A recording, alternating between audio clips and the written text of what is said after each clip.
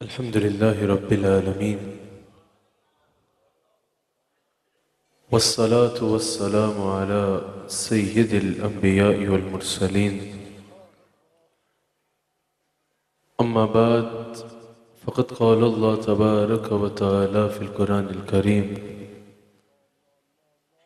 अऊज़ु बिल्लाहि मिनश शैतानिर रजीम बिस्मिल्लाहिर रहमानिर रहीम क़द अफ़लहा मन तज़क्काहा व क़द ख़ाबा मन दस्साहा सदक़ल्लाहुल अज़ीम व सदक़ रसूलुहुन नबियुल करीम। सच्चा हमारा मालिक और सच्चा हमारा खालिक के सिवा उस वाहिद यकता की कोई इबादत के लायक नहीं,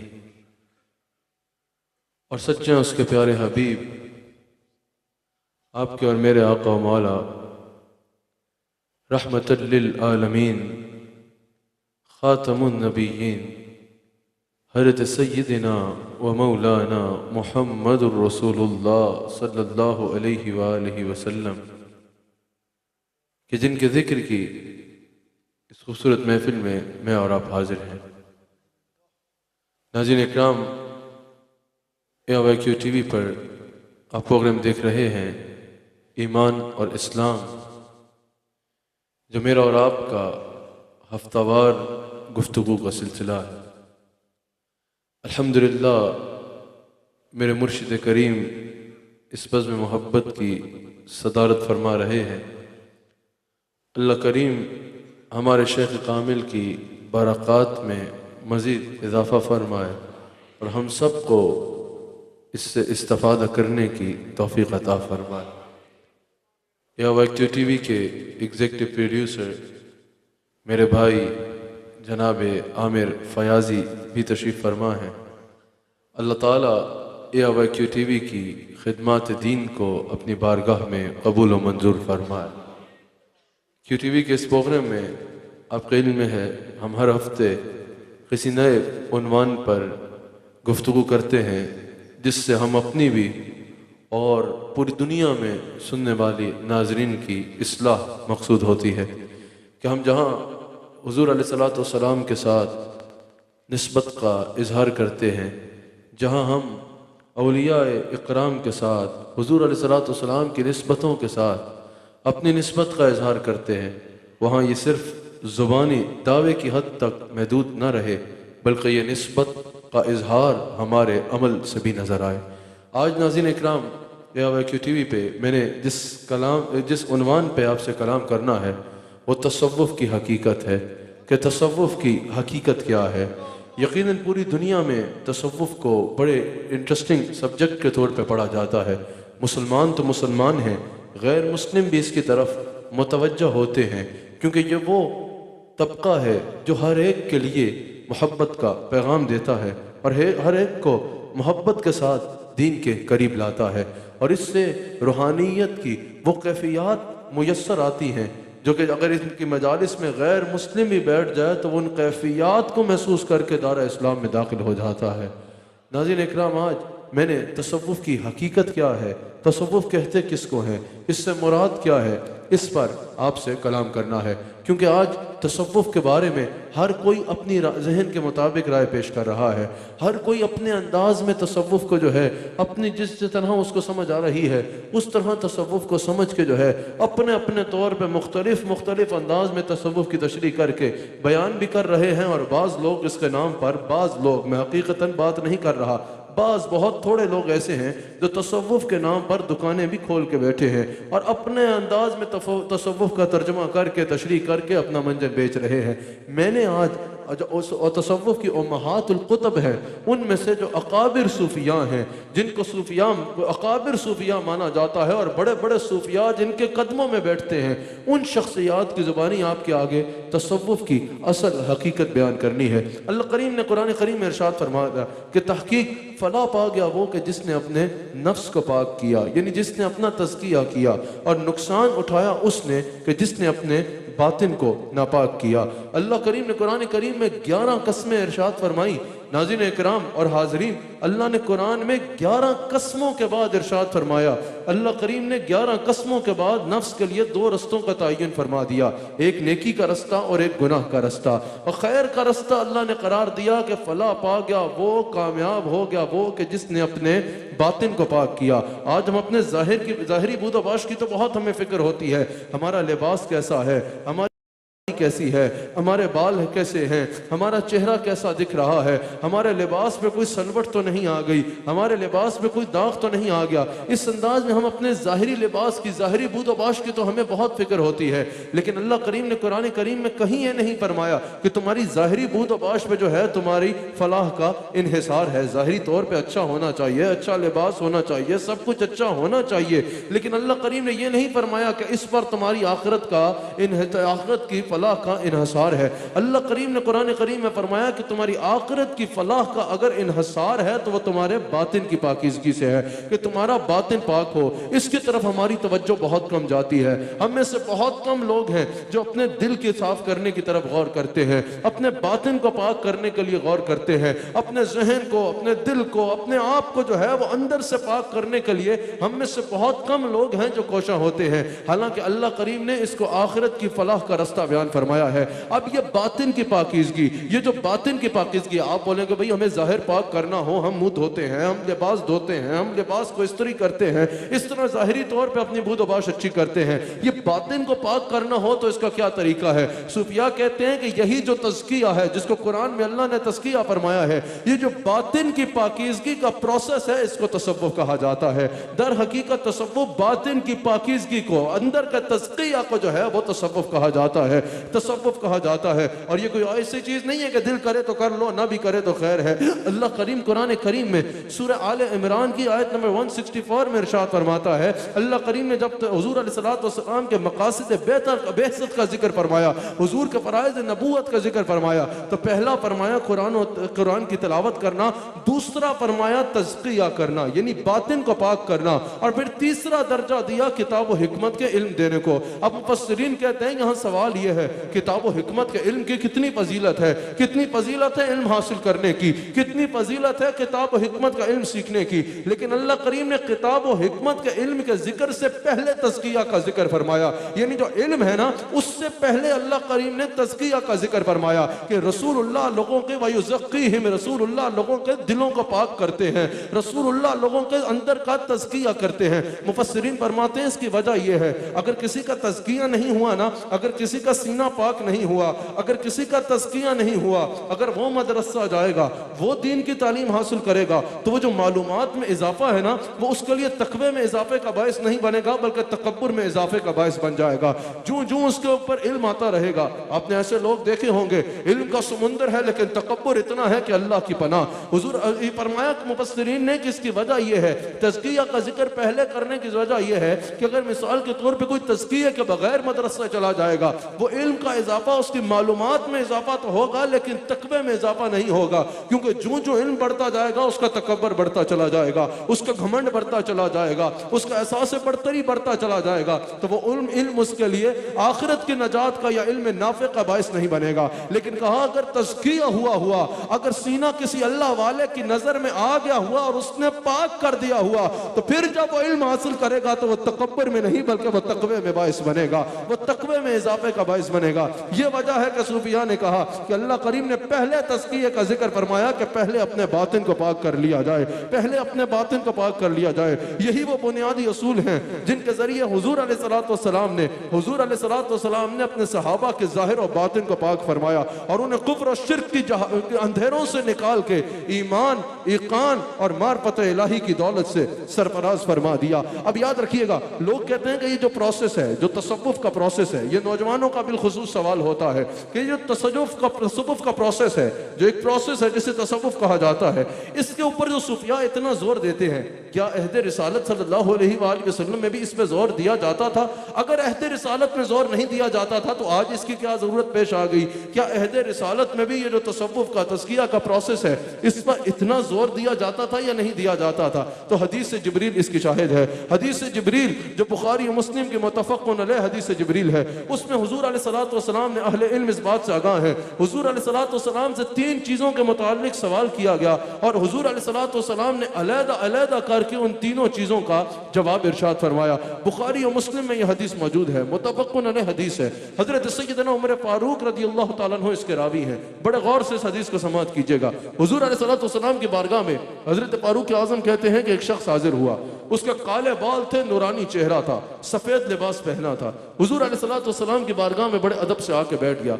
हज़रत फारूक आज़म कहते हैं, बुखारी मुस्लिम की मुत्तफ़क़ुन अलैह हदीस है कि ज़ाहिर है उस वक्त सफ़र सवारियों पे होता था। अगर कोई सफ़र करके आता था तो उसके लिबास से, उसके चेहरे से सफ़र के आसार जो है उसका इजहार होता था।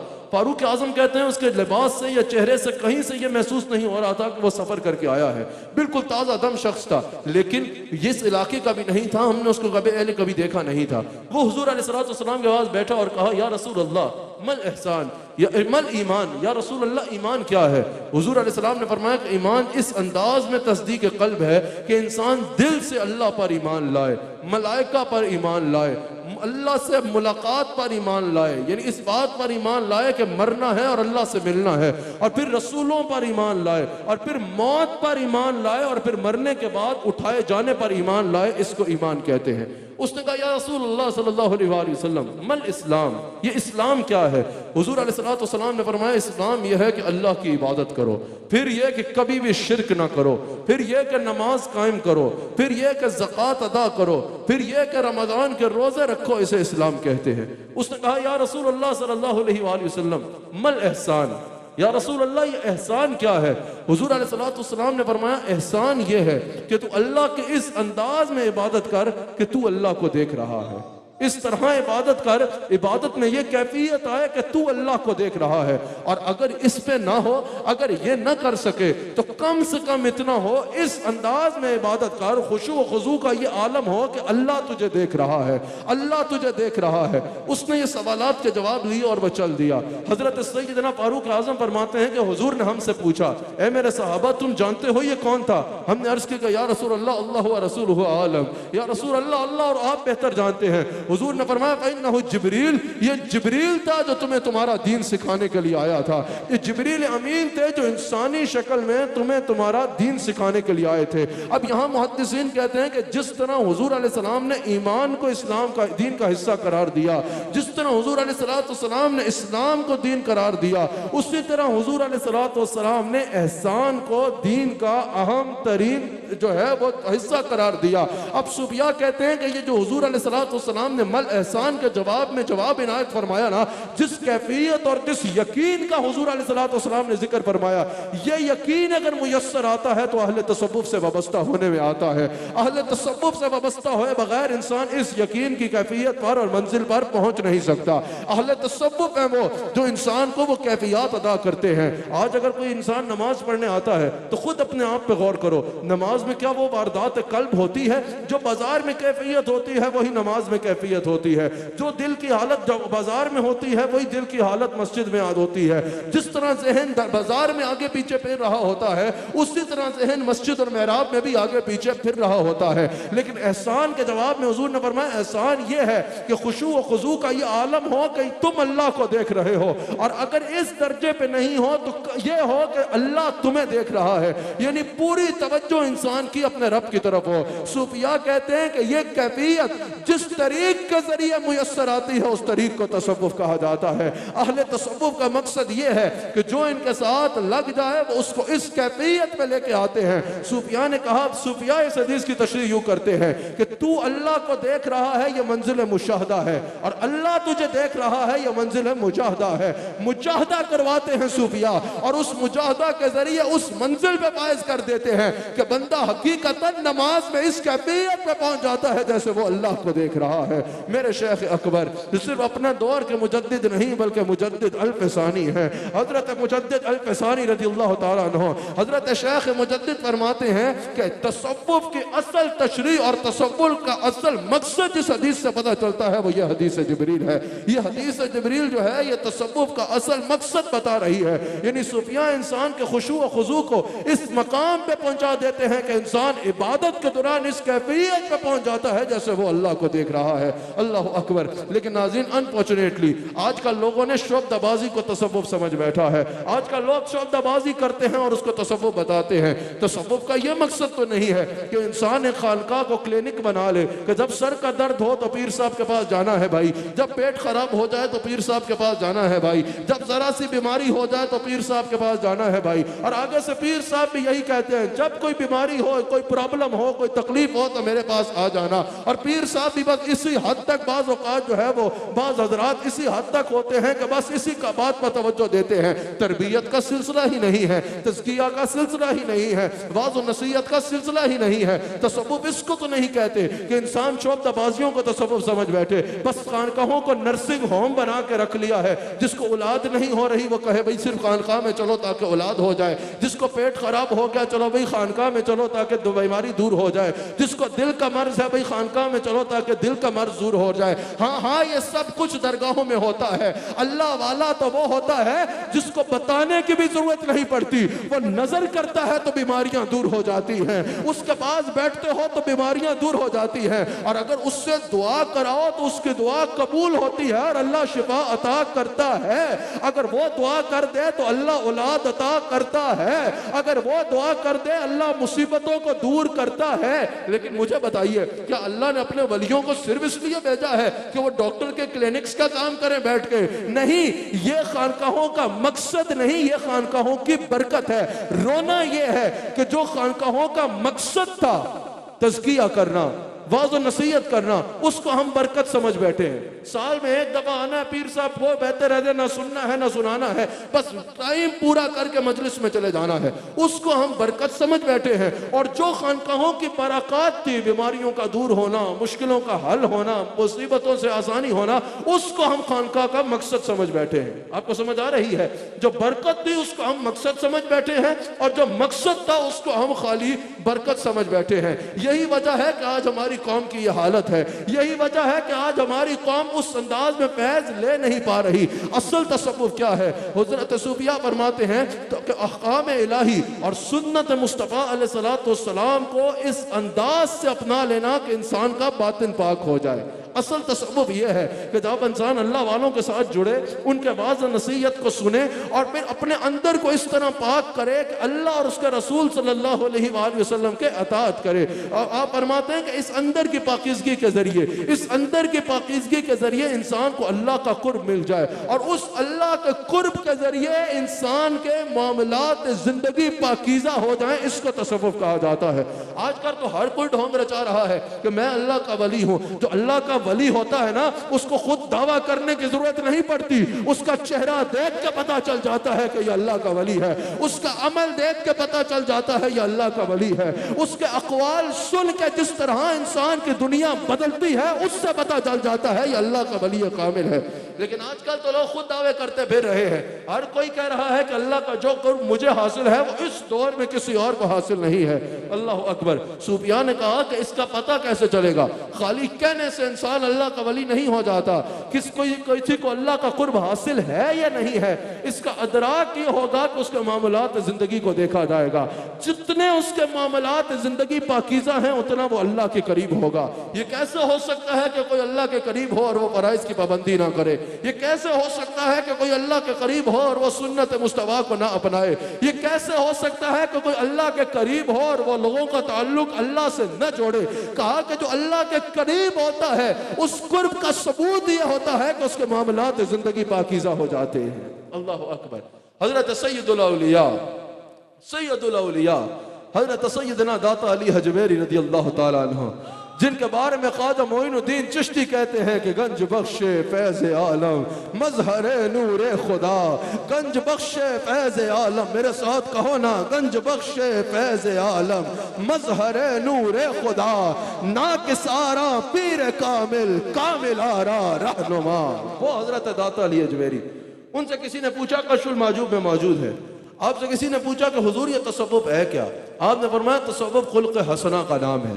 तसव्वुफ इस्लाह करता है, अमूर दीन में इस्लाह। हम समझते हैं कि ये तसव्वुफ कोई इनविजिबल चीज़ है, ये वो चीज़ है जो नज़र नहीं आती। तसव्वुफ सिर्फ यह है कि मज़ार मुबारक पे जाई जाए और चादर चढ़ा दी जाए या मज़ार मुबारक पे जाके हाज़री दे के वहाँ दुआ मांग के आ जाया जाए। हजरत दाता साहब फरमाते हैं कि उस मजार वाले की जिंदगी भी तो पढ़ो, उस मजार वाले ने जो कहा वो भी तो करो, उस मजार वाले ने जिससे रोका उससे भी तो रुको। ये कैसी बात है कि हम इनको मानते हैं लेकिन इनकी एक नहीं मानते। आज हमने मिजाज ये बना रखा है। हजरत दाता साहब फरमाते हैं तसव्वुफ तो इस्लाह करता है, अमूर दीन में इस्लाह, अमूर अखलाक में इस्लाह, अमाल में इस्लाह, अहवाल में इस्लाह, नीयत में इस्लाह, फिक्र आखिरत में इस्लाह। ये सब कुछ जिस तरीक से मुमकिन है उस तरीक को तसव्वुफ कहा जाता है। आप समझ रहे हैं ना? तसव्वुफ सिर्फ ये नहीं है कि मजालिस को अपना लिया जाए। तसव्वुफ तो कहता है काल की तरफ नहीं हाल की तरफ आना है। जब अल्लाह को पुकारो या रहीम कह के, जब उससे रहमत की उम्मीद रख रहे हो तो अपने हालात पे देखो तुम में भी रहम है या नहीं है। जब अल्लाह को सत्तार कह के बुला रहे हो, समझ रहे ना? काल और हाल ये है।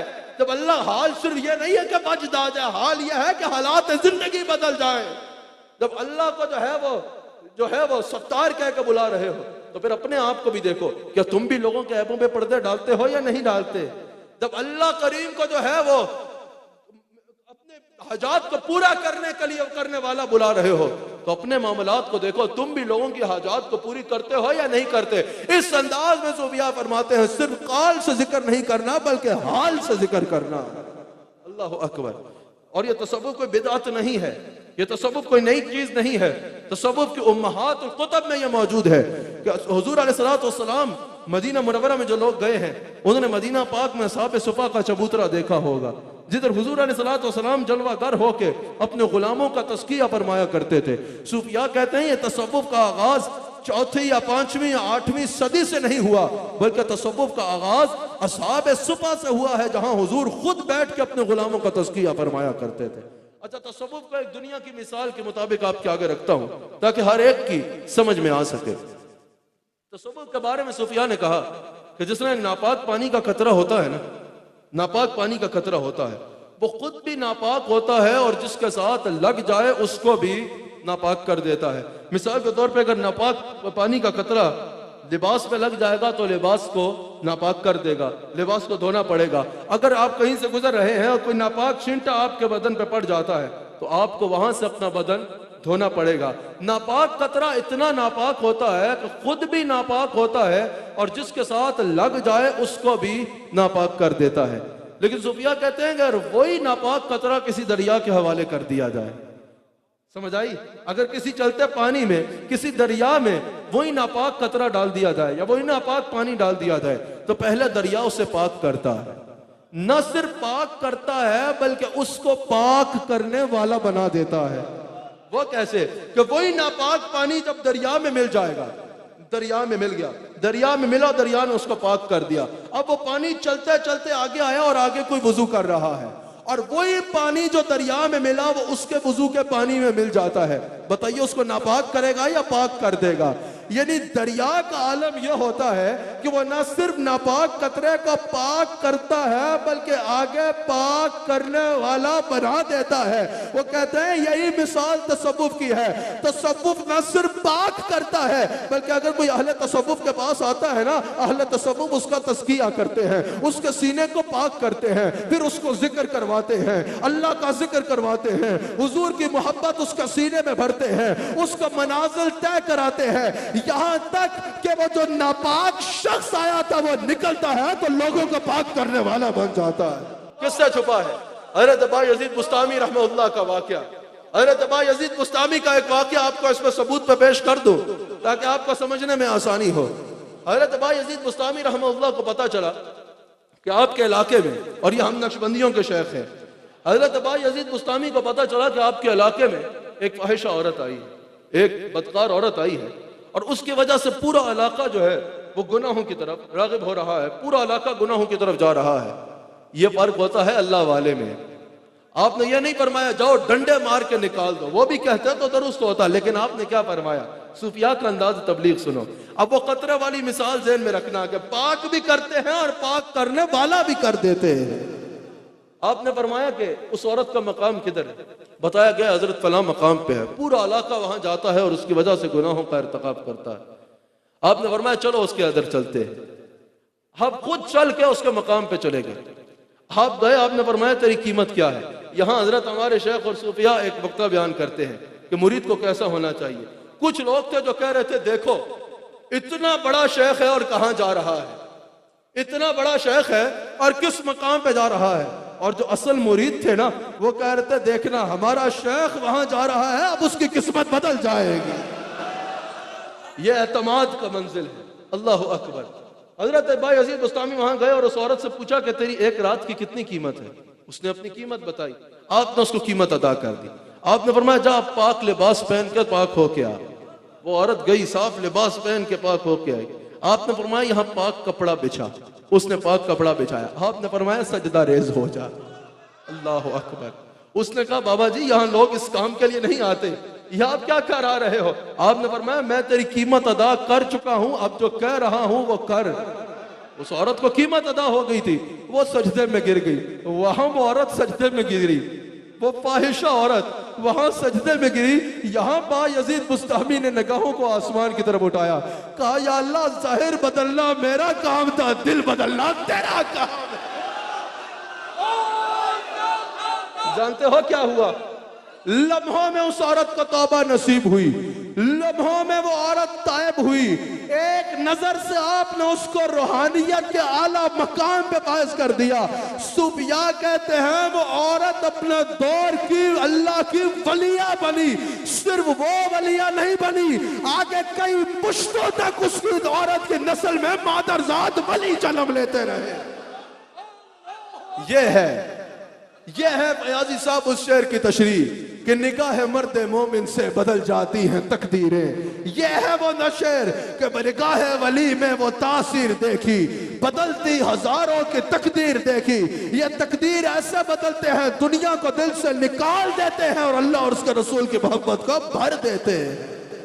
अच्छा ये रूहानी दुनिया में ना अहले तसव्वुफ के हाँ रूहानी दुनिया में शेख जो होता है ना उसको रूहानी बाप कहा जाता है। क्या कहा जाता है? रूहानी बाप कहा जाता है। सूफिया कहते हैं इसकी वजह यह है कि एक इंसान का जिस्मानी बाप होता है, जो इंसान का वालिद होता है जिस्मानी बाप होता है, वो इंसान को गुनाहों से पाक दुनिया में लाने का बायस बनता है। जब वो दुनिया में लाने का बायस बनता है तो इंसान बिल्कुल गुनाहों से पाक दुनिया में आता है। और कहा ये जो रूहानी बाप होता है ना इसका मकसद ये होता है जिस तरह जिस्मानी बाप गुनाहों से पाक दुनिया में लेके आने का सबब बना था, ये गुनाहों से पाक वापस अल्लाह की बारगाह में पेश करने का बायस बनता है। समझ आ रही है? ये जो हमारे शेख कहते हैं ना मैं तुम्हारा रूहानी बाप हूँ, जिज़ाकल्लाह, मैं तुम्हारा रूहानी बाप हूँ, तुम मेरे रूहानी बेटे हो।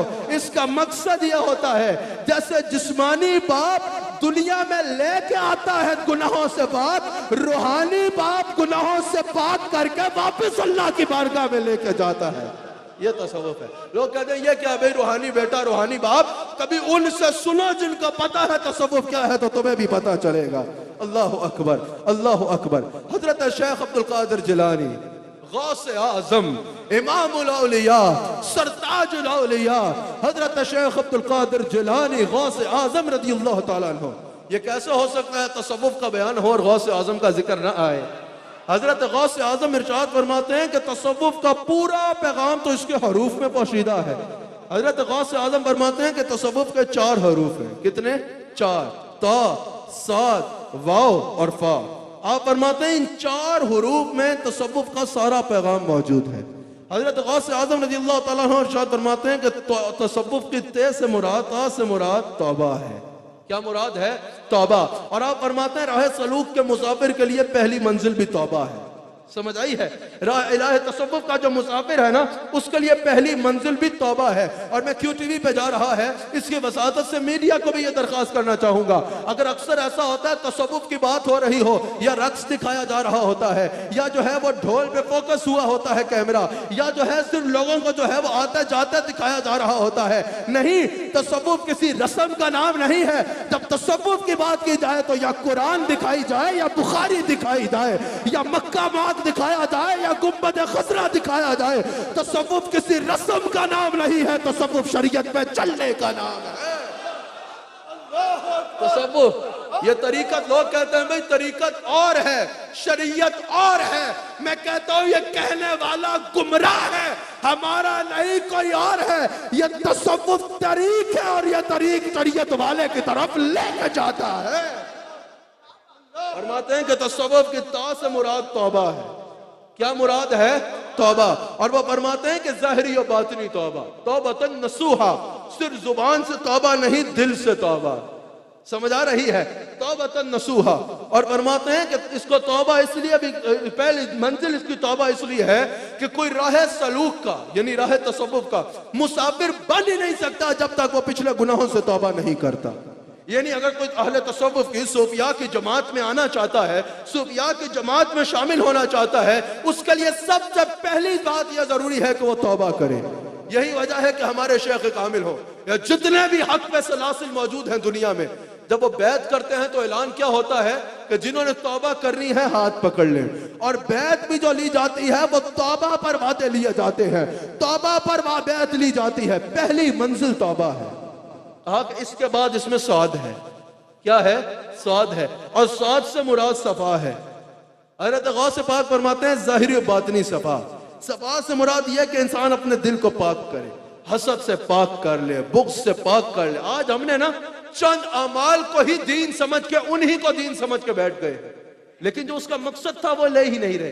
जो असल मकसूद था, जो असल कैफियत मकसूद थी, वो हम ले ही नहीं रहे। नमाज हम पढ़ते हैं, लेकिन नमाज से जो इंसान को खुशू व खुजू चाहिए, क्या हम वो लेते हैं? जल्दी जल्दी टलखाते हैं और वापस चले जाते हैं। रोजा तो हम रख लेते हैं, लेकिन जो उसका मकसद तकवा है, क्या कभी हम बैठ के उस पर सोचते हैं? नहीं सोचते। हम ज़कात तो देते हैं, लेकिन क्या वो इसार का जज्बा लेते हैं? नहीं लेते। क्या बुग़्ज़ और कीना को दिल से दूर करते हैं? नहीं करते। क्या हसद को दिल से निकालते हैं? नहीं निकालते। जो अक्सर दिल को पाक करने का मकसद था, उसकी तरफ तवज्जो ही नहीं जाती, सिर्फ अमाल पे मुनहसर रहते हैं। असल में तो जरूर तक पहुंचना है जहां सूफी पहुंचाता है। सफा कहा, स्वाद से मुराद सफा है। दिल से बुग़्ज़ को निकाल दो, गैर की मोहब्बत को निकाल दो, नफसानी ख्वाहिशात को निकाल दो, दुनिया के पीछे भागने को निकाल दो, इस सब को दिल से निकाल दो। स्वाद, ये दूसरा तकाजा है तसव्वुफ का। कहा इसका तीसरा लफ्ज वाव है। गौस आज़म फरमाते हैं जो इस अंदाज में तौबा करता है ना, फिर दिल का सफा कर लेता है, फिर वाव में उसके लिए वलायत मुंतज़िर होती है। अल्लाह उसका मकाम वलायत दे देता है। और कहा फिर इसके पास से मुराद फना फिल्ला है। जब कोई मकाम वलायत में फायज हो जाता है तो फिर फना फिल्ला हो जाता है। वो फना फिल्ला की मंजिल पे फायज हो जाता है। फना फिल्ला की मंजिल पे फायज हो जाता है। फना फिल्ला कहते किसको है? सूफिया ने कहा जो अपनी खुदी को मिटाकर अमलन व कौलन अल्लाह पे फना हो जाता है। यानी उसका तकब्बुर नहीं होता, फिर उसमें अना नहीं होती, फिर उसमें अपनी बात नहीं होती, और कहता है बात मेरी नहीं, बात मेरे खालिक मालिक की है। कहा तो अपने खुदी को मिटा देता है, फिर अपनी जिंदगी के फैसले वो खुद नहीं लेता, बल्कि अल्लाह के हुक्म के मुताबिक उसके फैसले होते हैं। और अमलन व कौलन अल्लाह की जात में फना हो जाता है तो अल्लाह उसे बका दे देता है। यानी वो अपने ख्वाहिशात को मार देता है, अपने आप को मिटा देता है अल्लाह और उसके रसूल के आगे। कैसे? खाली नारा लगा के नहीं कि मेरी जान कुर्बान है, बल्कि हकीकतन वो अपने मामलात जिंदगी से हर चीज वो निकाल देता है जिससे अल्लाह और उसके रसूल ने मना किया है। उसको फना फिल्लाह कहते हैं। और जब अल्लाह पे फना होता है ना तो फिर अल्लाह उसे बका दे देता है। ये जो दुनिया के पीछे फना होते हैं ना, अगर कोई दुनिया के चक्कर में मर जाता है, कोई इश्क माशूकी में मरते हैं, कोई दुनिया के जो है वो मनसब लेने के लिए मरते हैं, वो वाकयातन मर जाते हैं।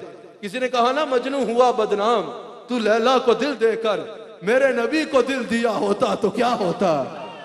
जो दुनिया के पीछे भागते हैं ना वो वाकयातन पना हो जाते हैं, लेकिन जो अल्लाह के ऊपर पना होते हैं ना, अल्लाह उनको बका दे देता है। यहां मजार है ख्वाजा अब्दुल करीम का। 150 साल पहले ये अल्लाह का वली यहां चटाई पे बैठ के अल्लाह अल्लाह अल्लाह करता था। मरना हर किसी ने है, ये भी अपनी कब्र अनवर में चले गए।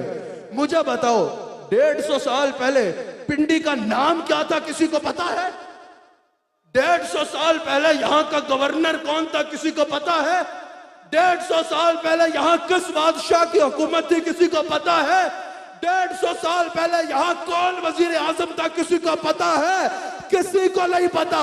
लेकिन अरब व अजम में बच्चे बच्चे को ख्वाजा अब्दुल करीम का नाम पता है। वजह क्या है? ये दुनिया पे नहीं, अल्लाह पे फला हुआ है। जी साहब मैं लाहौर गया, मैं बादशाही मस्जिद वैसे ही चला गया। वहां उन्होंने कहा कि ईशा की नमाज पढ़ा दे। मैंने कहा पढ़ा देते हैं। मैंने ईशा की नमाज पढ़ाई। मैं वहां से निकला ना जब बादशाही मस्जिद से, तो मैंने देखा एक बहुत बड़े किले का दरवाजा है। मेरे साथ वहां की सारी इंतजामिया आ गई। जब उन्हें पता चला मैं आया हूं, मैंने पूछा ये इतना बड़ा दरवाजा किस चीज का है? कहा यह किला है। मैंने कहा यहाँ कौन रहता था? कहा यहाँ फला फला फला बादशाह रहता था। मैंने कहा यार इतना बड़ा किला उनका था? कहा हाँ उतना, ये सारा बड़ा जो किला है उनका था। मैंने कहा क्या पूरे लाहौर पे हुक्म उनका चलता था? उन्होंने कहा कहां से आए हो, कहां की अकल है, पूरे लाहौर पे नहीं पूरे हिंदुस्तान पे उनका हुक्म चलता था। मैंने कहा उनकी कहीं किसी की करीब में कब्र है? कहा बिल्कुल कब्र है। मैंने कहा वहां तो बहुत रश होता होगा। कहा रश क्या होना है, महीने बाद कोई सफाई करने चला जाए तो चला जाए, वरना कोई फातिहा पढ़ने भी नहीं जाता। मैंने कहा फिर बादशाह इसको तो नहीं कहते। मैंने कहा 7 वाले मोहल्ले में एक फकीर होता था अली हजवेरी, 1000 साल पहले चटाई पे बैठ के अल्लाह अल्लाह अल्लाह करता था। 1000 साल के करीब हो गया उसे कब्र में गए, लेकिन आज भी बड़े बड़े बादशाह उसकी चौखट में सलामी देते हैं, बड़े बड़े ताजदार वहां दरियोजा करी करते हैं, बड़े बड़े सन्नतकार वहां झाड़ू देते हैं, कतारें लोगों की वहां लगी होती है। मैंने कहा बादशाह वो नहीं होता जो दुनिया के पीछे भागता है, बादशाह वो होता है जो अल्लाह पे फला हो जाता है। बादशाह वो होता है, बादशाह वो होता है जो अल्लाह पे पना हो जाता है। याद रखना, दुनियादार बाकी नहीं रहता, दुनिया का इक़्तिदार भी बाकी नहीं रहता, जिंदगी में खत्म हो जाता है। दुनिया की दौलत भी बाकी नहीं रहती, दुनिया की रंगीनियां भी बाकी नहीं रहती, दुनिया की चांदनी भी बाकी नहीं रहती, दुनिया का इख्तियार भी बाकी नहीं रहता, लेकिन जो उस बाकी के साथ ताल्लुक बना ले वो बाकी हो जाता है। हम नक्शबंदियों में एक पीर है, हम नक्शबंदियों का एक पीर है जिसको बाकी बिल्लाह कहते हैं। आपको पता है इनको बाकी बिल्लाह क्यों कहते हैं? एक मर्तबा हजरत बाकी बिल्लाह के पास एक शख्स आया, फयाई साहब, उसने हजरत से पूछा कि हुजूर ये पना क्या है और बका क्या है? आपने फरमाया कल आना, कल बताऊंगा। वो अगले दिन आया तो उसने देखा बहुत ज्यादा रश था। उसने कहा लगता है आज हजरत ने तकरीर करनी है और आज के बयान में बताएंगे कि पना क्या है और बका क्या है। वो मजमे में लग गया। उसने पूछा इतना रश क्यों? कहा बाकी बिल्लाह का इंतकाल हो गया है। वो परेशान हो गया कि हजरत ने मुझे बताना था आज जवाब और आज ही फौत हो गए, कल बता देते। अल्लाह अकबर। उसने कहा ये रश इतना खड़ा क्यों? एक रवायत में यह है कि आपने फरमाया कि कल आना, कल बताऊंगा, और एक रवायत में यह है कि आपने फरमाया जब मैं मरूंगा ना, जो मेरा जनाजा पढ़ाएगा उससे पूछना पना क्या है और बका क्या है। अल्लाह अकबर। उसने पूछा यहाँ इतना रश क्यों है? कहा आपने वसीयत की थी कि एक निकाब पोश शख्स आकर मेरा जनाजा पढ़ाएगा, उससे पूछना कि वो आके मेरा जनाजा पढ़ाएगा, जब तक वो नहीं आता जनाजा नहीं पढ़ाना, उसका इंतजार। इतनी देर पे एक सवारी पे सवार निकाब पोश शख्स आया, उसने जनाजा पढ़ाया। वो जाने लगा तो वो शख्स दौड़ा उस अल्लाह के वली के पास। कहा हुजूर डरे एक सवाल का जवाब दे जाए। कहा क्या मसला है? कहा हुजूर पना क्या है और बका क्या है? कहा बाकी बिल्लाह से नहीं पूछा था। हैरान हो गया कि इनको कैसे पता? क्या हुजूर बिल्कुल बाकी बिल्लाह से पूछा था, लेकिन वो तो फौत हो गए। आपने चेहरे से कपड़ा हटाया तो खुद हजरत बाकी बिल्लाह थे, मैयत की तरफ इशारा किया, कहा वो पना थी और ये बका है। इसका मतलब पता क्या है? इसका मकसद पता क्या है? बाकी बिल्लाह ने बताया ये दुनिया का वजूद फानी है, ये दुनिया फानी है। अगर दुनिया के पीछे भागोगे तो जब मरे तो कहानी खत्म, फना हो जाओगे। लेकिन ये अल्लाह से ताल्लुक इंसान को ऐसे बाकी करता है कि असल जिंदगी शुरू ही मरने के बाद होती है। मरने के बाद दुनिया वालों ने भी उठना है, लेकिन तड़पड़ खाने के लिए, और मरने के बाद अल्लाह वाला भी उठेगा। इस अंदाज में कहा जाएगा आ मेरी जानिब इस अंदाज में कि तू मुझसे राजी और मैं तुझसे राजी।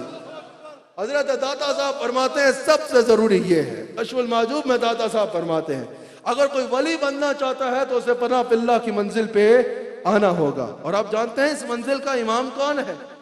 हजरत दाता साहब फरमाते हैं हर मामले में अहले तसव्वुफ के इमाम का नाम अबू बकर सिद्दीक रज़ी अल्लाह ताला अन्हु। और दाता साहब फरमाते हैं इस मामले में भी इन्ना सवासिफ़तुस सिद्दीक सिफात जिसकी सिफत है उसको अबू बकर सिद्दीक कहा जाता है। वो सिद्दीक अकबर जो निगहत गुलजार मुस्तफ़ा है, जो कुश्ताए दीदार मुस्तफ़ा है, जो हासिल अफकार मुस्तफ़ा है, जो जीनत बाजार मुस्तफ़ा है, जो रौनक दरबार मुस्तफ़ा है, जो हासिल अफकार मुस्तफ़ा है, जो अफजलुल बशर बाद अज़म्बिया, वो सिद्दीक अकबर, वो सिद्दीक अकबर। नक्शबंदी इस अकीदे से नहीं हट सकता। अल्हम्दुलिल्लाह नक्शबंदी जब तरतीब शुरू करता है तो पहला नाम अबू बकर सिद्दीक का आता है, और सही अकीदा जो भी हो उसकी तरतीब यही होती है। हजरत सिद्दीक अकबर इस मामले में पना पिल्ला के मामले में इमाम है। आप जानते हैं वजह क्या है? वजह यह है कि सिद्दीक अकबर के इस घर में अल्लाह और उसका रसूल के सिवा कुछ नहीं था। यही वजह है। प्यारी साहब जब तबूक के मौके पर बुलाया गया ना, तो कोई आधा माल ला रहा है, फारूक आजम आधा माल ला रहे हैं, कोई इतना ला रहा है, कोई इतना ला रहा है, कोई इतना ला रहा है। सिद्दीक अकबर आए ना तो सब कुछ लेके आ गए, घर कुछ नहीं छोड़ा। दाता साहब फरमाते हैं इसकी वजह क्या है? इसकी वजह यह है कि उनके इस घर में अल्लाह के सिवा कुछ नहीं था। अगर इस घर में कुछ और होता तो उस घर में भी कुछ और छोड़ के आते। इस घर में सिर्फ अल्लाह था, इसलिए सब कुछ अल्लाह के नाम पे कुर्बान करने ले आए। आज लोगों ने फिर वही कहूंगा, पता नहीं तसव्वुफ किस चीज को बना के पेश कर दिया है, पता नहीं किन रसूम को तसव्वुफ बना के पेश कर दिया है, पता नहीं किन चीजों को तसव्वुफ को माज अल्लाह हम भी देखते हैं कहां गिरा दिया है, माज अल्लाह, अल्लाह की पनाह। असल तसव्वुफ ये तो नहीं है, असल तसव्वुफ ये तो नहीं है। सूफी करतब नहीं करता, सूफी लोगों का दिल बदलता है, सूफी लोगों का दिल बदलता है। आजकल माज अल्लाह लोग करतब करके दिखाते हैं और कहते हैं ये तसव्वुफ है। याद रखना, जो चीज हुजूर अलैहिस्सलाम ने नहीं की, सहाबा ने नहीं की, अकाबिर सूफिया ने नहीं की, गौसे आजम ने नहीं की, दाता साहब ने नहीं की, शाह नक्शबंद ने नहीं की, मोइनुद्दीन चिश्ती अजमेरी ने नहीं की, वो तसव्वुफ आज तुम कहां से निकाल के ले आए हो? हजरत दाता अली हजवेरी फरमाते हैं कश्फुल माजूब में, हजरत दाता साहब फरमाते हैं तसव्वुफ किसी रस्म का नाम नहीं है। आप फरमाते हैं तसव्वुफ उलूम ज़ाहिर में से किसी इल्म का नाम भी नहीं है। यह नहीं कि किसी ने दो इस्तिलाहें याद कर ली मदरसे से और आकर सुना रहे और तुम बोलो वाह वाह जी सूफी साहब की क्या बात है। आपने बताया तसव्वुफ किस उलूम में इल्म का नाम नहीं है, तसव्वुफ की डिग्री किसी मदरसे से नहीं मिलेगी। आप फरमाते हैं तसव्वुफ जो है ये विर्द वजीफे का नाम भी नहीं है। आप फरमाते हैं कि तसव्वुफ जुब्बे और दस्तार का नाम भी नहीं है। आप फरमाते हैं तसव्वुफ किसी खास वज़ाक़ता का नाम भी नहीं है। आजकल हम समझते हैं जिसके दस्तार के जितने पेच होंगे वो उतना बड़ा वली होगा। नहीं, आज जुब्बे और दस्तार में तसव्वुफ नहीं है, वज़ाक़ता में तसव्वुफ नहीं है, किसी खास इल्म का नाम तसव्वुफ नहीं है। दाता साहब से पूछा हजरत फिर तसव्वुफ है क्या? आपने बताया तसव्वुफ हुस्न मामला और हुस्न अखलाक का नाम है।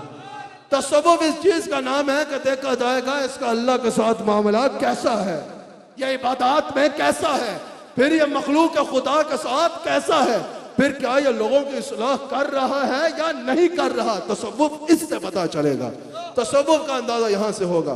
बस मैं अपनी बात को इख्तिताम पे लेके आता हूं। हजरत दाता साहब रहमतुल्लाह अलैह फरमाते हैं तसव्वुफ सफा से है, तसव्वुफ पाकीज़गी देता है। फिर हजरत दाता साहब रहमतुल्लाह ताला अलैह कश्फुल माजूब में हजरत अबू बकर अल-क़तानी रहमहुल्लाह का कौल नकल करते हैं कि तसव्वुफ सफा यानी पाकीज़गी से है और मुशाहदा का नाम है। यानी जो अहले तसव्वुफ से वाबस्ता होता है ना, उसकी निगाहों से पर्दे हटते चले जाते हैं। अल्लाह ताला उसके आगे लोगों का ज़ाहिर व बातिन कर देता है। जैसे गौसे आज़म फरमाते हैं ना कि लोग मेरे सामने शीशे की बोतल की तरह हैं, जैसे मैं उनका ज़ाहिर देखता हूं वैसे ही उनका दिल भी देखता हूं। कहा कि अल्लाह वाले के सामने तुम शीशे की बोतल की तरह होते हो, जैसे तुम लोगों की सूरत को देख सकते हो वैसे वो तुम्हारे दिल को देख सकता है।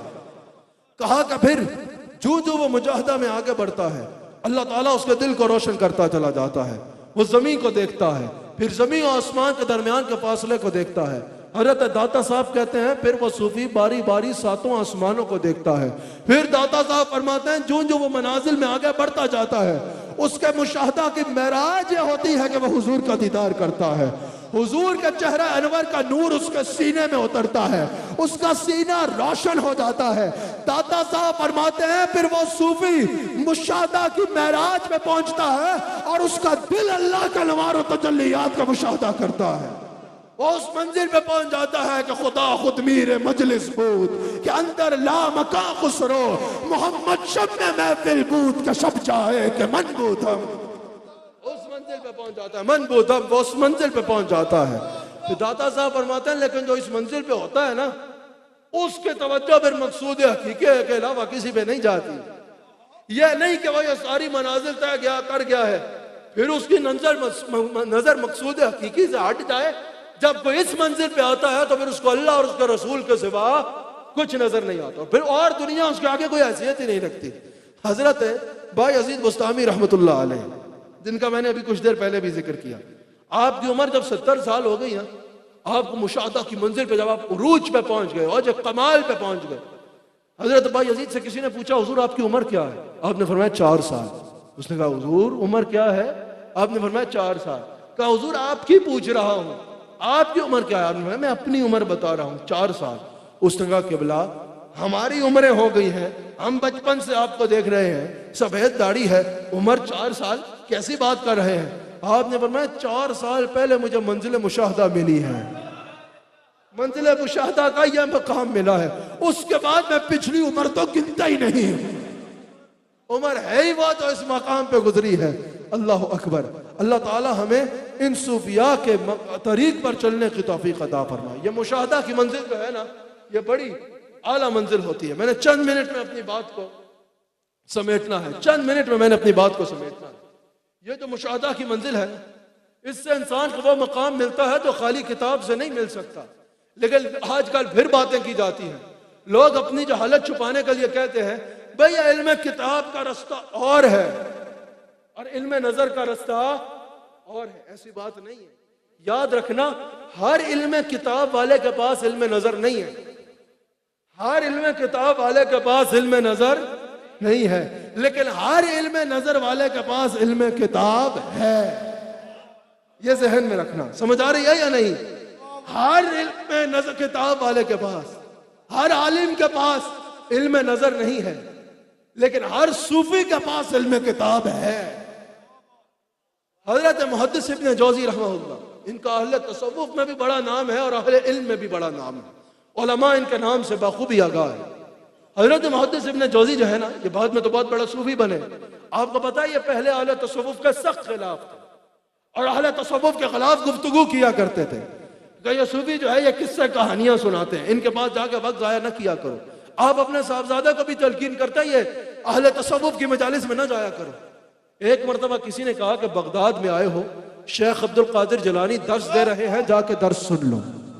अरे क्या कहा? दर्स कुरान दे रहे। कहा वो तो मैं भी दे लेता हूं, मैंने नहीं सुनना। कहा एक बार सुनो तो सही, एक बार सुनो तो सही। हाँ फरमाते हैं मुहद्दिस इब्न जौजी के मैं सुनने चला गया। कहा आपने एक तफसीर बयान की वो मुझे पता थी, 5 तफसीरें बयान की वो भी मुझे पता थी, 11वीं तफसीर पे जब आप पहुंचे तो वो भी मुझे पता थी। कहा आपने 11 के बाद 40 तफसीर बयान फरमाई टोटल। कहा 11 तो मुझे पता थी, लेकिन बाकियों में सिर्फ ये नहीं कि मुझे पता नहीं था, मैं हैरान ये हो रहा था कि जिस सतह पे आप जाके कलाम कर रहे थे, उस सतह पे तो आज तक कभी किसी का दिमाग गया ही नहीं। कहा मुझे यह वाज़ेह हो गया कि ये सूफिया जाहिल नहीं होता है, ये कुरान का इल्म रखते हैं। कहा लेकिन फिर मैंने एक बात पे हैरान हुआ। कहा आपने सिर्फ इतना कहा कि आओ अब काल से हाल की तरफ आते हैं। क्या कहा? कि आओ काल से हाल की तरफ आते हैं। कहा आपका इतना कहना था कि मजमे पे ऐसा वजद आ गया कि मैं खुद बेकाबू हो गया। अब मुझे उस दिन पता चला कि उन सूफिया की मजलिस में जो कैफियत होती है वो मुनफरिद होती है, वो मुनफरिद होती है। इमाम जलालुद्दीन सयूती रहमहुल्लाह, हदीस में कितना बड़ा नाम है इनका।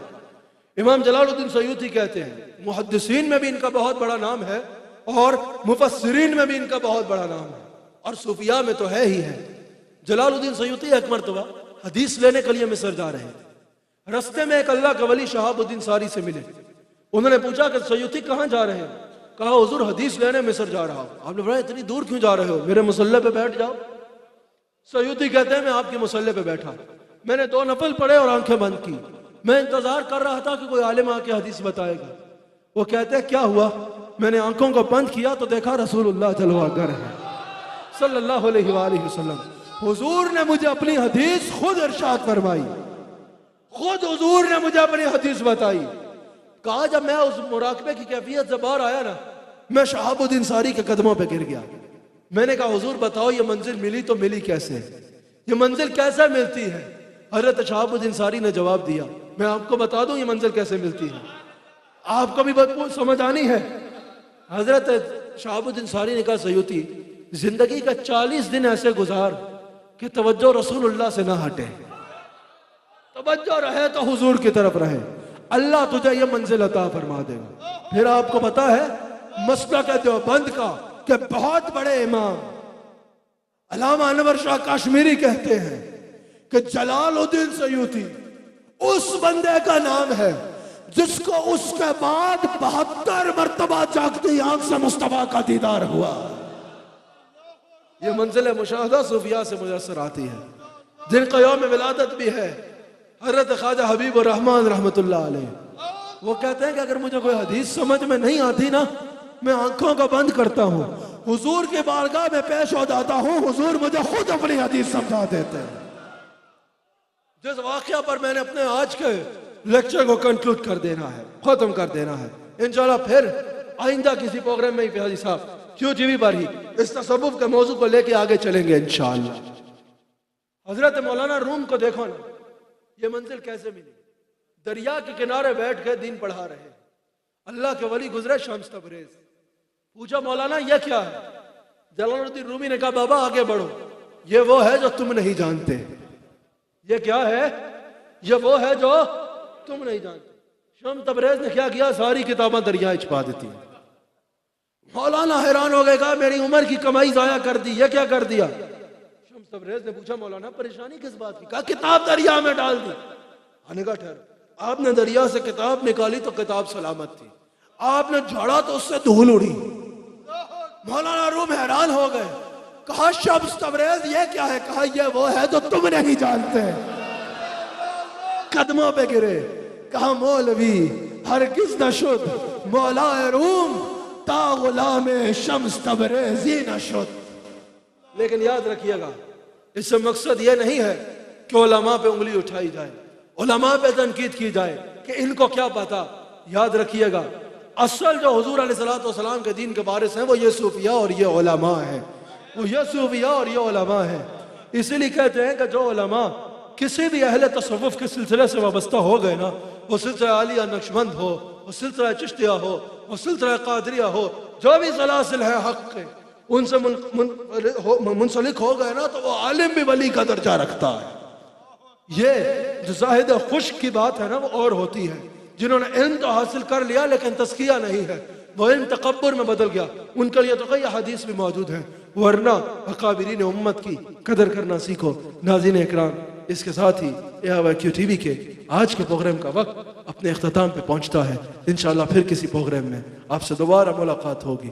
अल्लाह ताला हम सबको सही मानों में अहले तसव्वुफ के रस्ते पे चलने की तौफीक अता फरमाए।